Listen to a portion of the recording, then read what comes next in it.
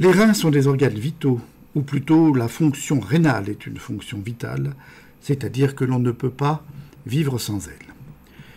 Les reins sont des organes pairs et globalement symétriques. Ils sont situés dans la région lombaire, de part et d'autre de la colonne vertébrale, au niveau des dernières vertèbres dorsales et des premières vertèbres lombaires. Ils assurent plusieurs fonctions. Tout d'abord le filtrage et l'élimination des substances toxiques, des déchets, par l'élaboration de l'urine.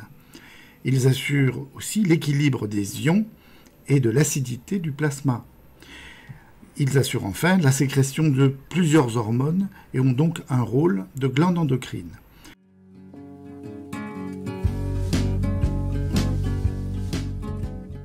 Les reins sont situés dans ce que l'on appelle l'espace rétro-péritonéal, c'est-à-dire en arrière de l'abdomen et derrière le péritoine. Le péritoine est la membrane qui entoure les organes digestifs, comme l'intestin grêle et le côlon. Ils sont situés en haut, près de la 11e vertèbre dorsale et de la 11e côte.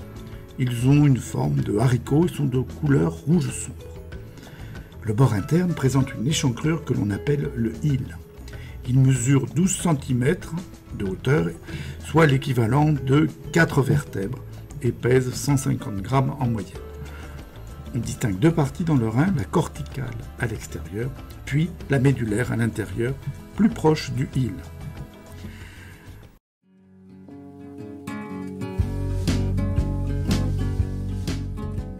L'unité de filtration du rein s'appelle le néphron.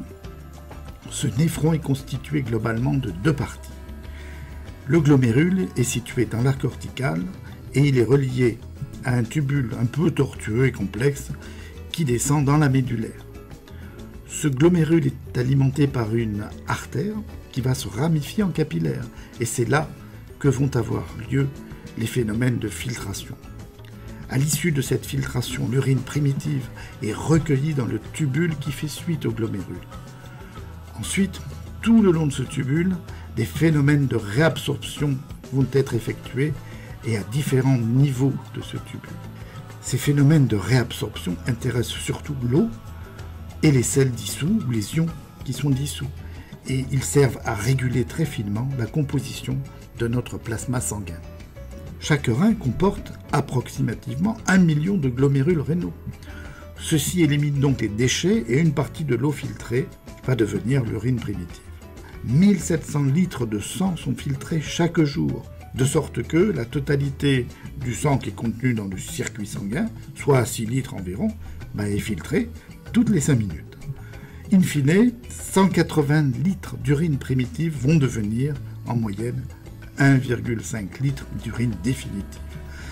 Cette urine définitive est recueillie dans les calices, puis le bassinet et enfin dans l'urètère. L'urètère est un conduit qui amène l'urine définitive à la vessie. Le rein a aussi une fonction de glande endocrine en sécrétant plusieurs hormones. La rénine est une hormone qui va servir à réguler la pression artérielle. Le rein assure aussi la transformation de la vitamine D en une forme active de cette vitamine D. Le rein synthétise enfin l'érythropoïétine, qui est une hormone qui va servir à la formation, à la maturation des globules rouges.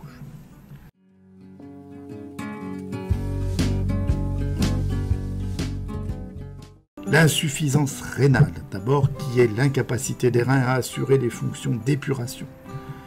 Certaines affections font courir ce risque d'insuffisance rénale, comme le diabète, l'obésité, l'hypertension artérielle ou encore les infections rénales. La polykystose rénale, qui est une maladie d'origine génétique, expose aussi à l'insuffisance rénale. Cette maladie, la polykystose, est caractérisée par de nombreux kystes qui déforment le rein.